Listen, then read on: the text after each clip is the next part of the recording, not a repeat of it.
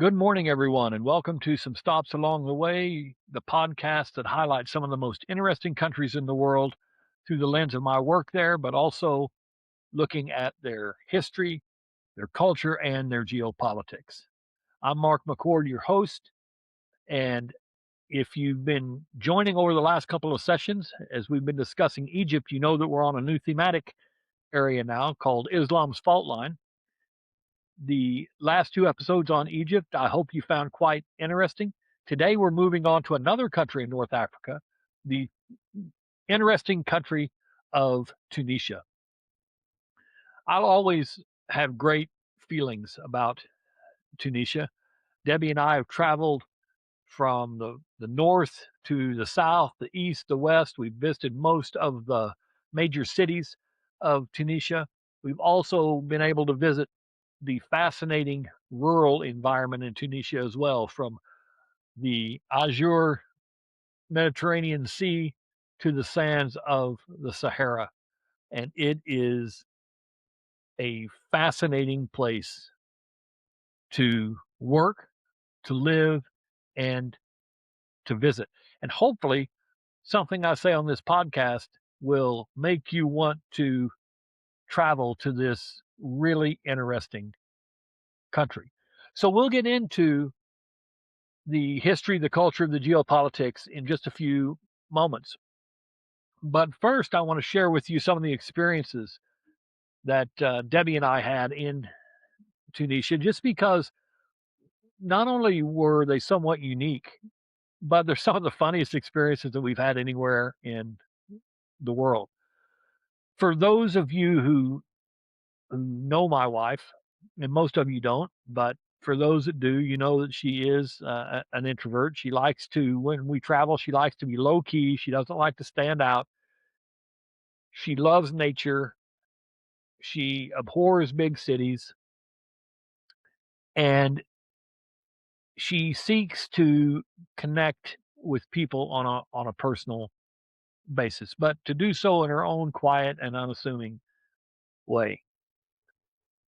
Well, she visited Tunisia while I was there more than once, but one of the times that she visited, we had I was getting ready to go on a trip around the country, and she decided to go with me, and so I hired a guide named Hussein to narrate the trip, if you will, around the country to make sure that she saw all of the major sites around the country that would be interesting. Hussein was an interesting dude. He really was.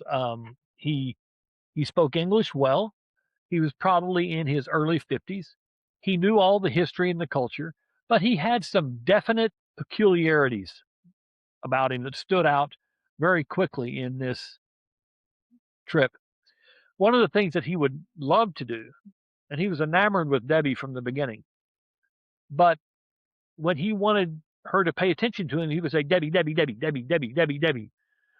And it would literally almost drive her to the point of distraction. So we stopped in a town in rural Tunisia. I can't even remember the name of the town right now, to tell you the truth.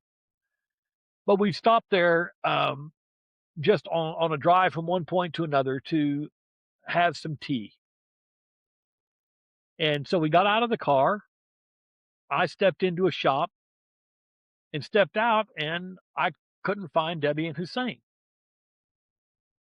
So I asked our driver, where'd they go? He said, well, they went off down the street. And so I looked down the street, and here is Hussein in rural Tunisia, a very conservative Muslim environment.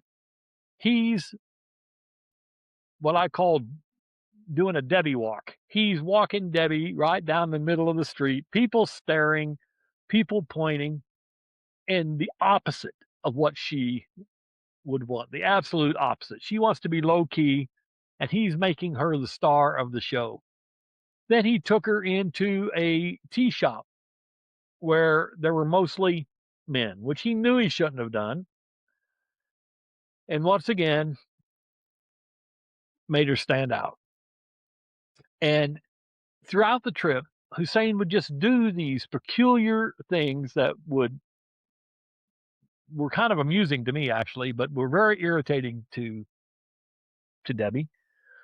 And one of the things was he talked incessantly. Literally, he talked the entire trip, multiple days. And from the time that we saw him in the morning when we woke up and got ready to leave for a particular location until the end of the day when we were dropped at the hotel, Hussein talked the entire time. And he had a flair for the dramatic. We would pass a grain silo and he would say, "Oh, this famous grain silo." And he would go into a story of this grain silo and he would go into a story about every community and about people he knew in the community. I found most of them quite interesting, but there are times when you just want someone to be quiet and to enjoy the ride or enjoy the scenery around you. But we couldn't do that with Hussein. But finally, one day late in the trip, evidently he was a little bit tired that day, so he quit talking. And Debbie and I were basking in the glow of silence in the back seat. So Debbie has her head leaned back and her eyes closed and catching a little nap during the silence.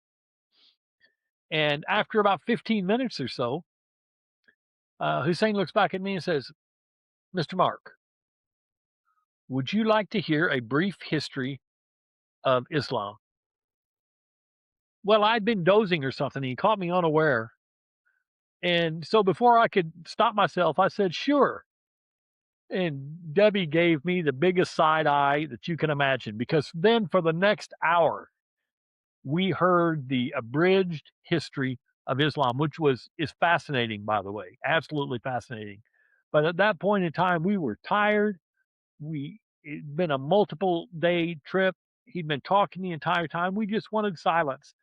But of course, he caught me at a moment when evidently I was not thinking clearly and said yes. And so we heard the entire history of Islam within about an hour period of time.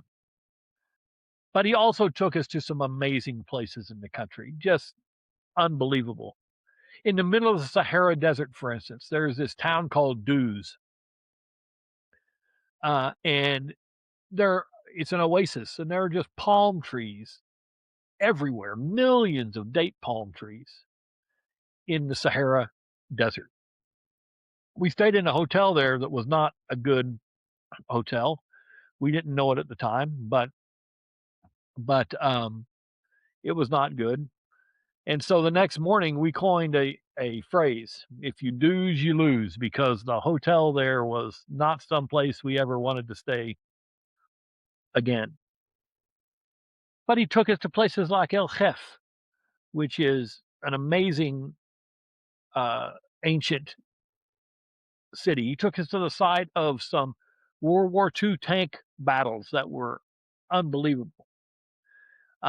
He took us to the site of to some of the sites where they filmed Star Wars, which made Debbie's inner Star Wars geek come out.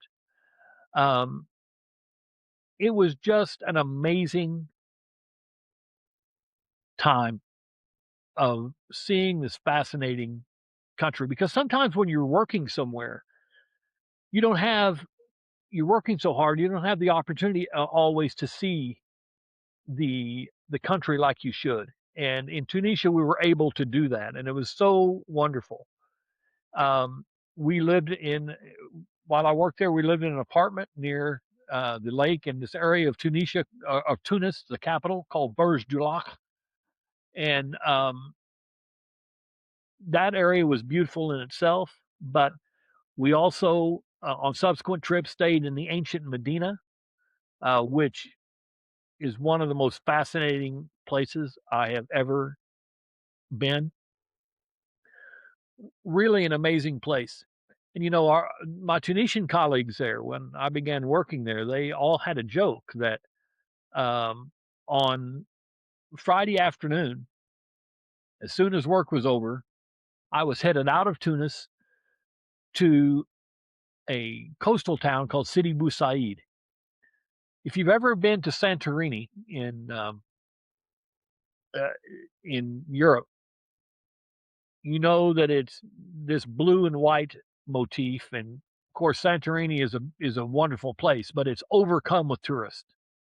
Sidi Bou Said had the same type of look, but with far fewer tourists. And so I would go over there on the weekends and sit in a particular coffee spot overlooking the marina and the Mediterranean Sea and just enjoy the view, enjoy this wonderful environment. And all my trips to Sidi Bou Said, I navigated almost all of the little town.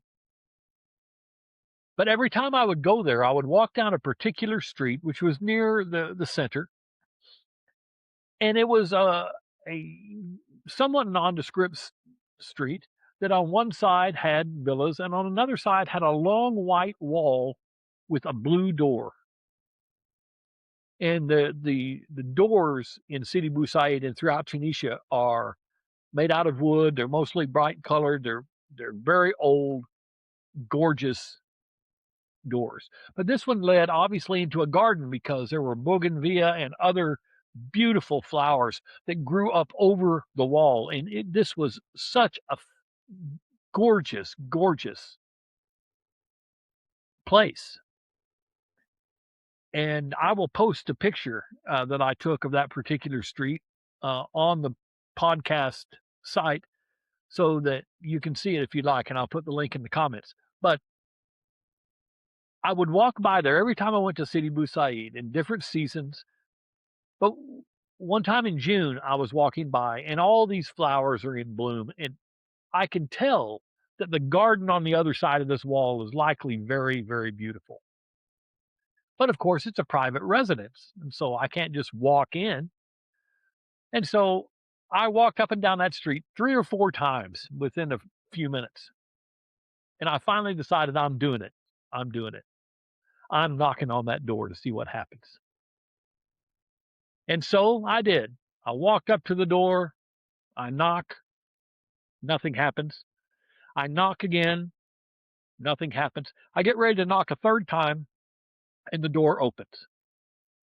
And here is a early 70s Tunisian lady, spoke fluent French, of course, because French is the predominant language of Tunisia.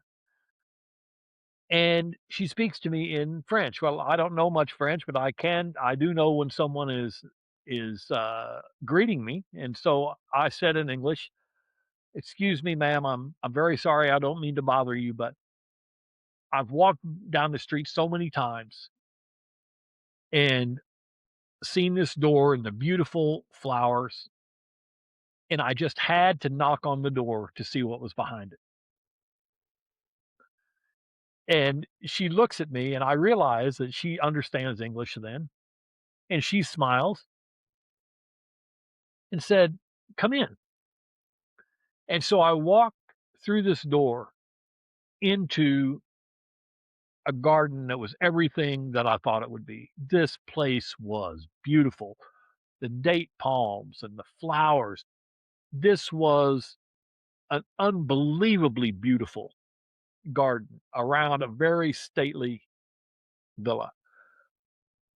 And I found that this lady, whose name was Camille, by the way, she and her family had owned this villa for generations, and she was very proud of it. She was very honored that someone would want to see it. And she walks me through the garden, explains the flowers, talks about the history of the villa. This was just an amazing time. And when she's done, I'm getting ready to leave. And she said, "But you haven't seen the house yet." And so then she walks me through the interior of this house, which would just leave your jaw on the floor at how beautiful this home was. And so she finishes, and I get ready to leave. And she said, "But you come all this way, you haven't had tea. And so we had tea and pastries sitting on the veranda of this beautiful villa. And I actually include that story in some of my leadership presentations because if I hadn't knocked on that door, if I'd been afraid to knock on that door, and I was for a long time because I passed it many, many times on my trips, but if I hadn't knocked on that door, I would have never seen the beauty behind the door. And so I tell younger people, especially in the international development business, that you need to take that chance. You need to not be afraid.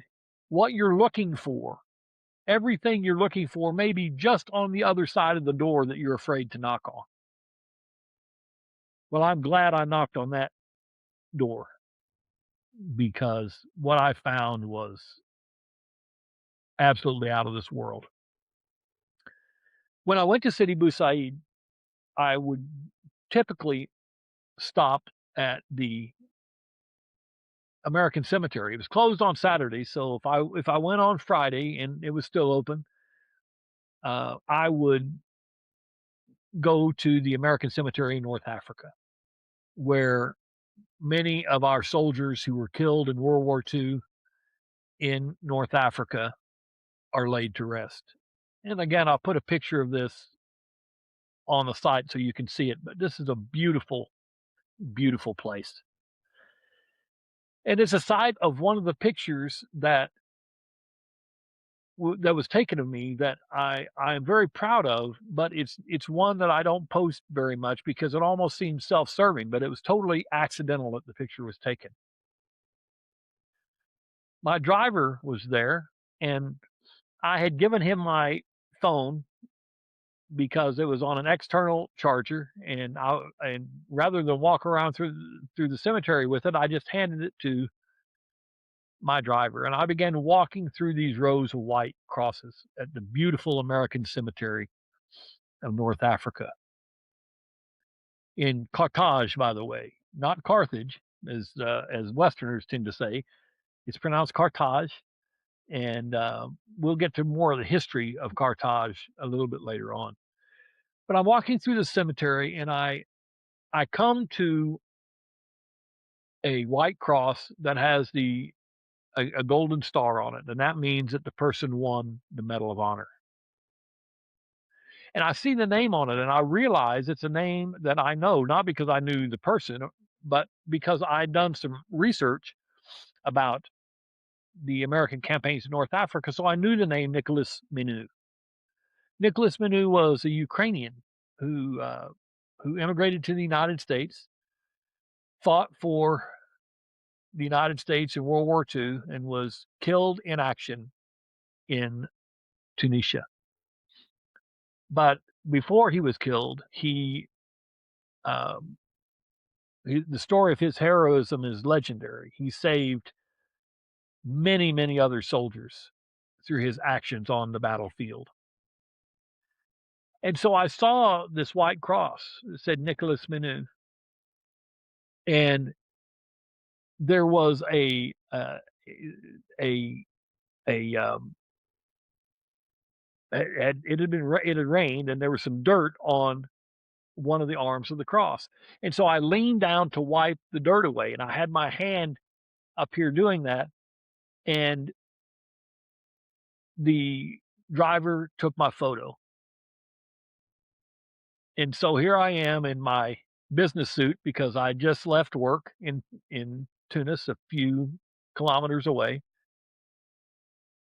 And I'm kneeling in front of this cross with my arm up here. And I love to look at the photo because it gives me great memories of honoring those war dead from the United States that are buried there. But again, I don't post it very much because if I did, it would look self-serving, like it was a posed picture, and it really was not. It was a total accident. I worked with so many great people in the fascinating country of Tunisia. And if I started calling their names now, I would miss somebody, so I'm not going to do that. But Any of you that are watching this podcast, thank you. Thank you for making all those trips and all the time that I spent in Tunisia, all those months, one of the greatest personal experiences of my career in this lovely country filled with lovely people. And another reason I love Tunisia so much is October 15th is a holiday in Tunisia. That's my birthday.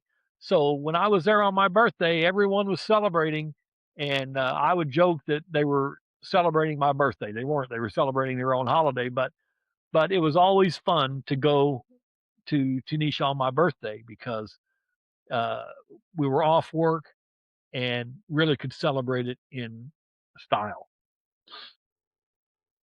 So those are some reflections on, and I'll share some additional ones of my time in Tunisia.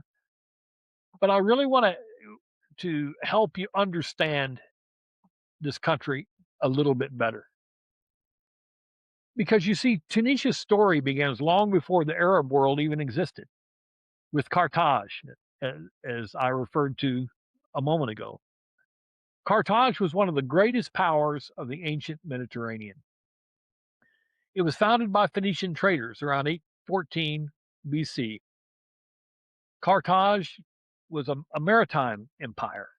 Its ships dominated trade routes. Its merchants built wealth that rivaled Greece and Rome, and its generals, especially the famous Hannibal, became legends.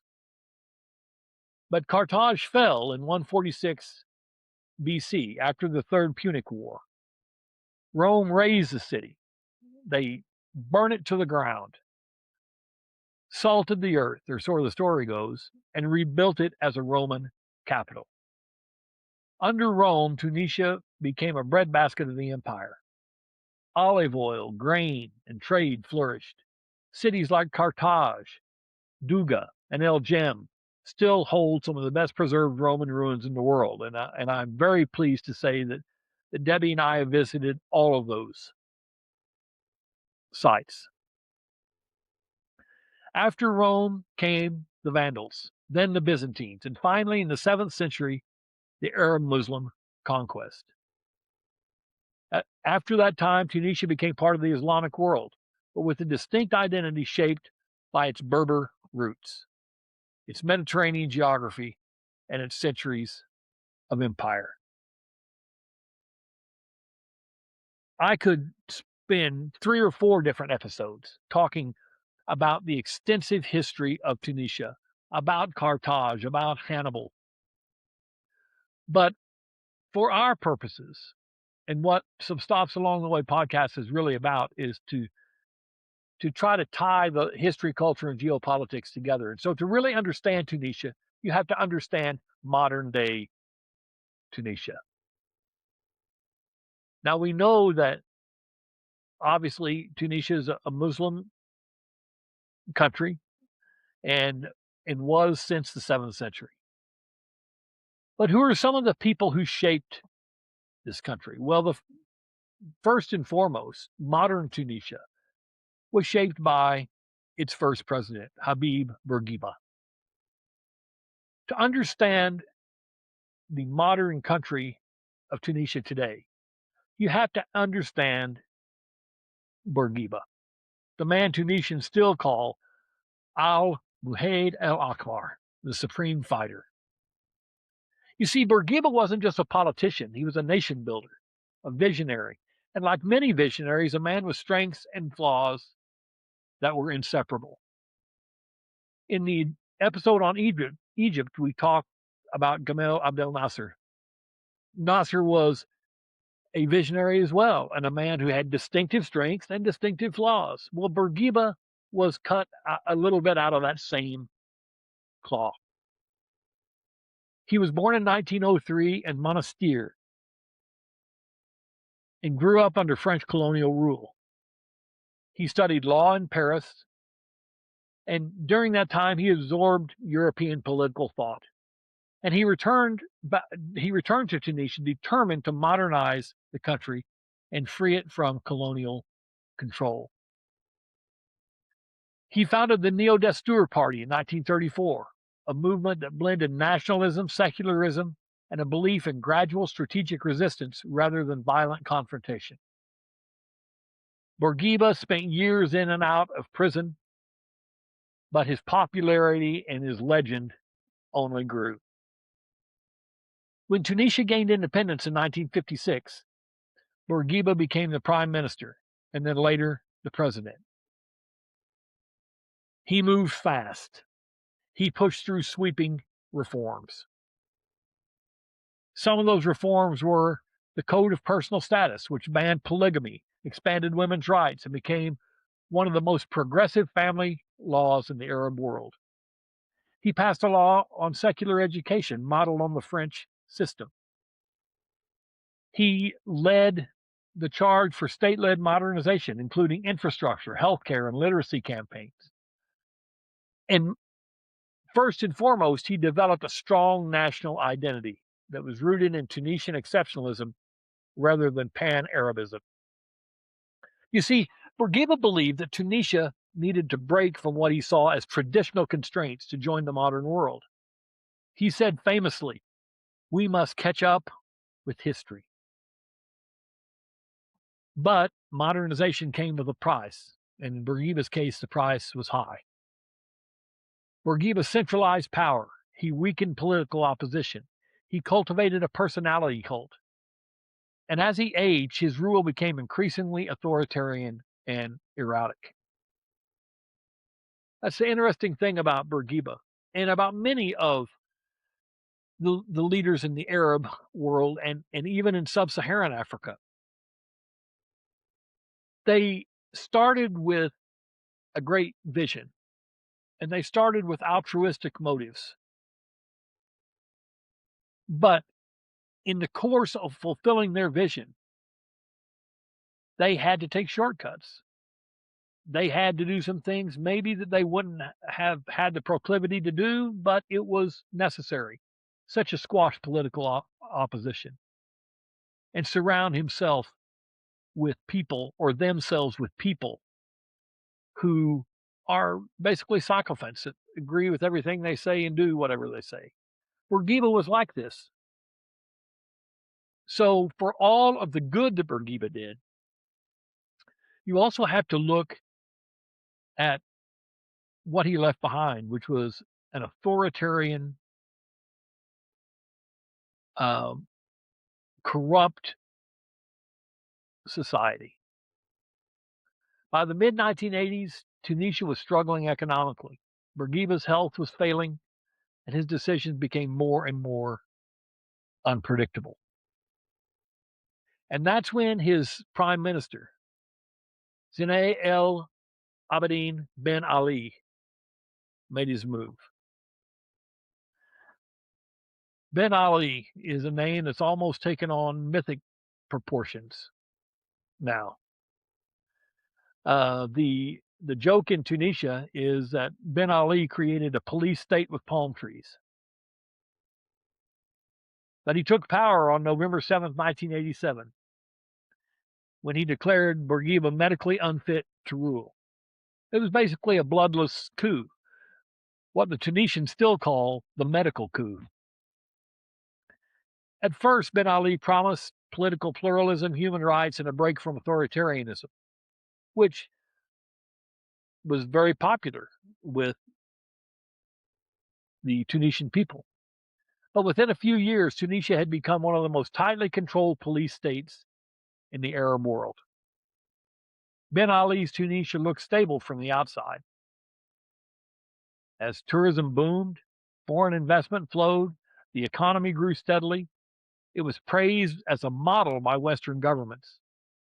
But beneath the surface, the system was rotting.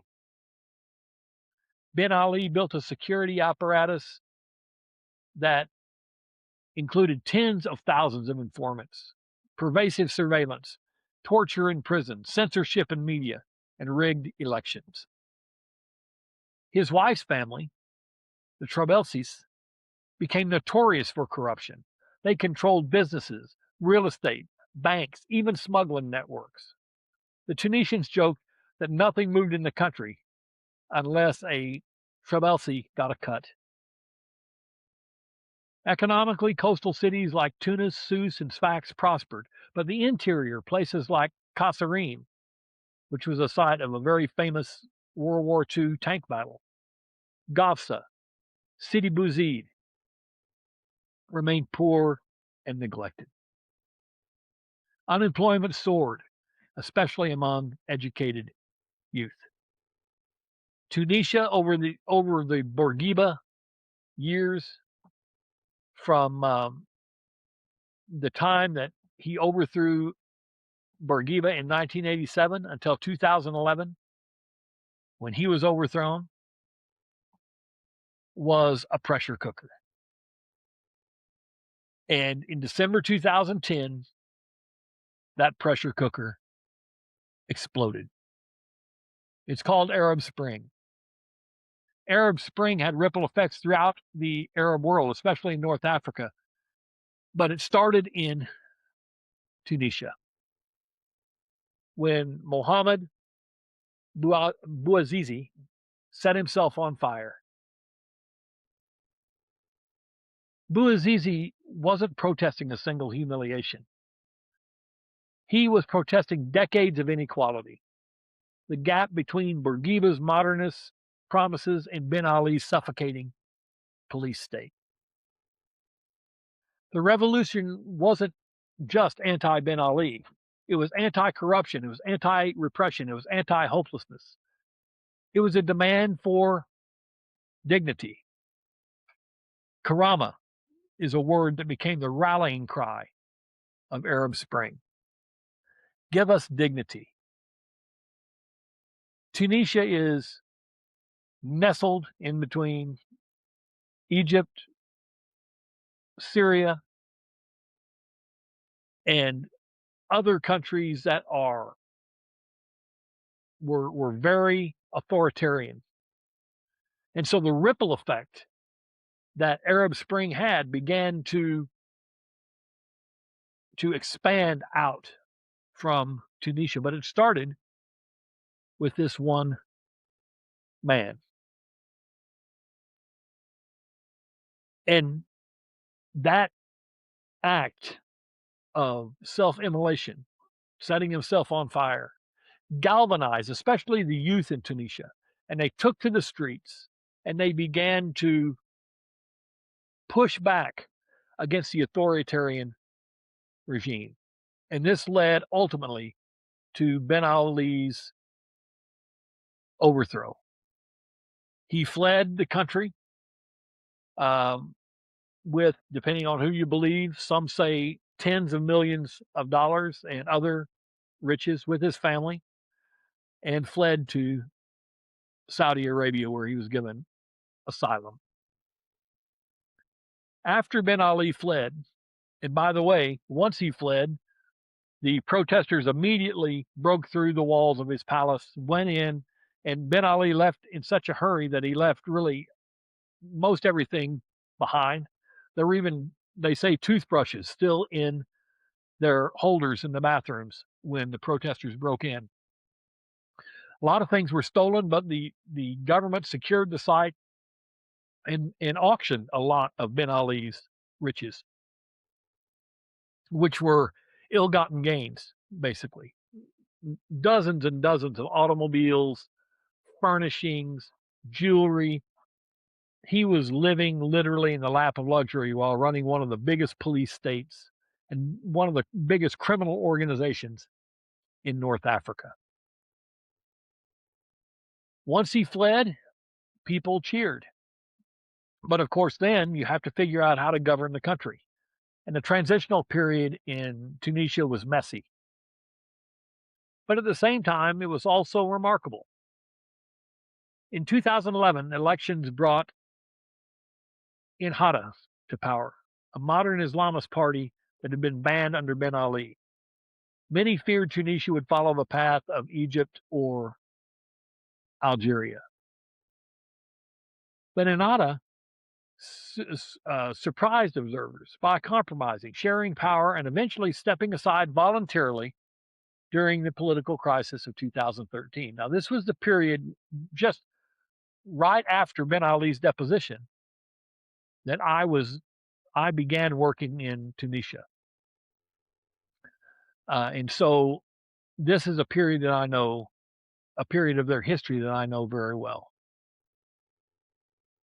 But what Inhada did in sharing power and stepping aside voluntarily was unprecedented. Then you had the rise of the National Dialogue Quartet, a coalition of civil society groups. They mediated the crisis and ultimately won the Nobel Peace Prize in 2015. Tunisia adopted a progressive constitution, held multiple elections, and built a pluralistic political system. But regrettably, the economy never recovered. And when democracy doesn't deliver prosperity, people lose faith. The people have become frustrated and overthrew the brutal totalitarian regime of Ben Ali. And Ben Ali had overthrown Bourguiba. And so these two iconic rulers had created a vacuum in Tunisia's economy that was hard to fill. And that's the thing about revolution is, as I said before, you can get rid of what you perceive to be the bad guys, but then you have to figure out how to govern the country and make sure that you don't get new bad guys to replace the old bad guys. Tunisia tried hard to avoid that pitfall. But the challenge was that they focused so much on the political side of the equation that the economy never recovered. And the people lost faith. They lost hope again. A lot of young people, Tunisia is a very young country, that were educated, that wanted jobs. They just weren't there. And so this gave rise to Kais Saied's administration. Kais Saied is best understood as a reaction to the failures of both Bourguiba's technocratic legacy and Ben Ali's authoritarianism, and the frustrations of the post-revolution area. Saied presented himself as incorruptible, austere, and anti-elite, a defender of the people's will. Well, a lot of despots in training have proclaimed that in the past. And this was the same song, second verse. Because once in power, Saied concentrated authority in the presidency, sidelined political parties, and rewrote the Constitution to expand his control. So what happened? Well, today is caught between three competing legacies. Tunisia is caught between Bourguiba's secular modernism, Ben Ali's authoritarian stability, and the democratic aspirations of 2011. Which path have they chosen? We don't know. It's really hard to say because Tunisia continues to be in flux. The political gains that they have made have been offset by a movement toward more authoritarianism, continued corruption, and the lack of ability to fix their economy. So here you have this beautiful, well-positioned country on the Mediterranean Sea that should have very much going for it, and yet suffers from leadership that has continually misaligned their wishes and the will of the people. This is like a bad movie that keeps showing over and over and over and over again in countries around the world. I've always said in my career as an economic developer that we try to overcomplicate economic development. We very much try to overcomplicate it. Economic development begins with the understanding that a great majority of people want to live a good and decent life with rule of law so they know the rules of the game, make enough money to feed their families, to have somewhat of a quality of life, and to live in peace. Seems easy, but it's not. And certainly it hasn't been easy in Tunisia because none of those things happen. If you're a young person in Tunisia at the end of the Ben Ali regime, you're frustrated, you're angry, you can't get a job, you can't live the quality of life you want to live, you have an education but seemingly no future, and so you react.